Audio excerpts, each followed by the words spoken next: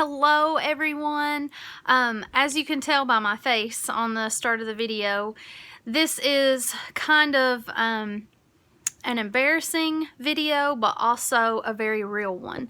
I want to be transparent on my page and about the ministry that God has placed me in. And so when this happened to me, I knew that I wanted to share it.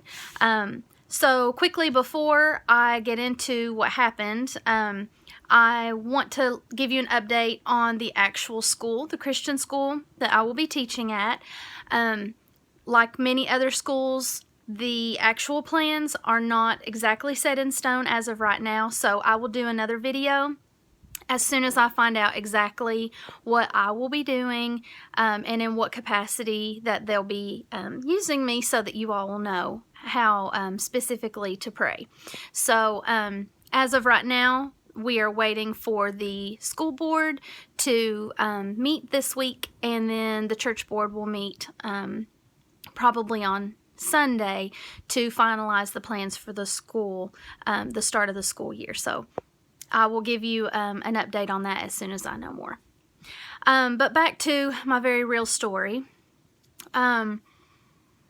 You know, I have no doubt that God has called me to leave public school and use my education and my teaching experience for Him in the capacity at the Christian school.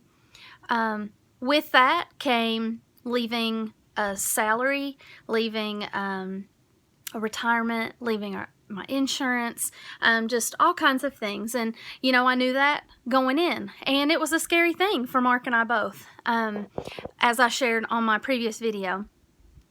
But we both were confident in knowing that God was going to provide. So I continued to get paid through the summer, just like most teachers do, and received my last checks to go through July. And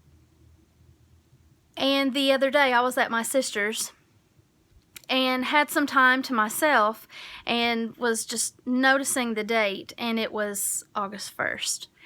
And it hit me like a ton of bricks. Oh, I'm used to getting a payday on August 10th. And my support, if you follow my page, as of right now is at 28%. And I'm so very, very thankful for that. In a few months, to raise that much support is just showing how blessed this ministry is going to be by the Lord. But I had a human moment and a panicky moment where I thought, okay, so maybe I could come up with some kind of a side business that I could do, or maybe if some other district would maybe need me to do tutoring on the side, maybe I could sign up for something like that and make some extra money.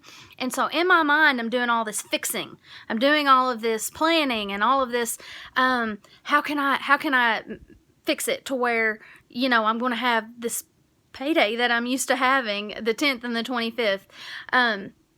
And I messaged our pastor and I messaged the principal of the school and was just kind of wanting to know the plans for what's coming. And I didn't get any answers from that because they are learning as everyone else does. You know, every administrator right now is in such a torment over the decisions that they have to make. So they just told me, you know, when they were planning to do the meetings and how that was going to determine exactly how to go forward.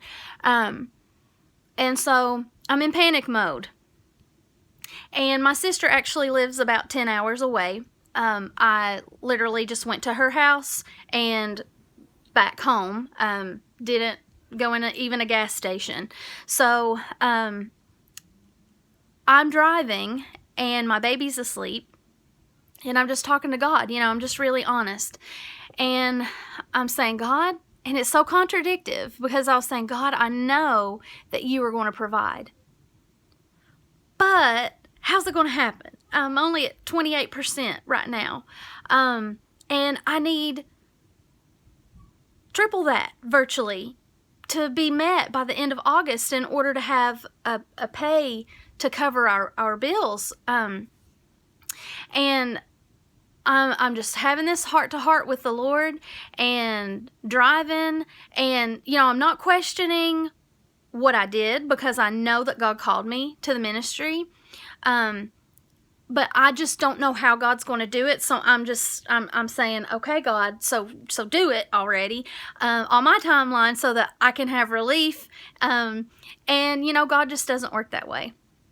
So I know that I'm in this place of knowing God's going to provide, but not knowing how it's going to look or when it's going to happen. So I am praying and talking, and all of a sudden I come out of my zoned out prayer that I'm having with the Lord, and I notice in the sky is a double rainbow. Not just one, but a double rainbow. And as soon as I saw that, and I know God put the bow in the sky to be a promise that He would never flood the entire earth again to destroy it. But for me in that moment, I know that was God connecting with me. And I know that people may see this and think, she is a Looney Tune to think that God would put rainbows in the sky for her. I don't think that I'm anyone special or deserving. But I know that the conversation that I was having with God, and I know how I was asking for comfort in that prayer, and just, God, help me to not question. Help me to not revert back to a human thinking, but help my thinking to be spiritual. And He put 2 rainbows in the sky. And so I see that, and I think, rainbow, promise, and then God speaks to me and He said, I promised you, and I'm not going to go back on that promise. I will provide. You're not going to go without food. You're not going to go without clothing. You're not going to go without shelter. All of these things will be added unto you. Seek my kingdom first. So God brings that word, promise. I promised you. And as soon as that hit my heart, the 2 rainbows faded. And I know that God gave me those rainbows. I know that He put those rainbows in the sky for me as a confirmation of the promise that He made, that He would provide for me and my family as I stepped out in faith for this ministry. So I wanted to do this video so that you all could see the real side of it. Missionaries are not super people. Missionaries are not super Christians. Missionaries are not above anyone. And I'm in the very, very baby stages of it, but I include myself in that group of people now because I'm experiencing what it feels like to have to live in total trust that God is going to provide for you. So I wanted you to see the human side of it. We don't always see that. We don't always hear that from missionaries when they visit our churches, and not to fault them in the least. They just don't want to burden anybody with that. But I felt like it was important for you all to see the human side of things, to know that that God has promised me, and to also give you a challenge to pray and to ask the Lord if supporting a missionary is something that He is calling you to do. It may not be me. It may be a missionary from your church. It may be a missionary from another church that you know. But to just pray about the support of those missionaries. Always prayer support is the most important thing that you could give any missionary, because we are living on that total trust in the Lord to provide. But also to just pray and see if maybe being part of that provision plan for the Lord is something that He would lay on your heart. So I just ask that you would pray for Mark and I as we continue this and we enter our first month of no payment. With this August is actually my first month of being a missionary. So just pray for us. Pray also for our school and the leaders as they make decisions, and for all the schools all across the country, all across the world, who are entering this unknown. So many unknowns, and not knowing what decision is the right one for the children. Just keep all of those administrators, teachers, janitors, cooks, everyone who is in a capacity of education, and the children and families as well, in your prayers. So until next time, thank you so much for your prayers and for your support. I love you all.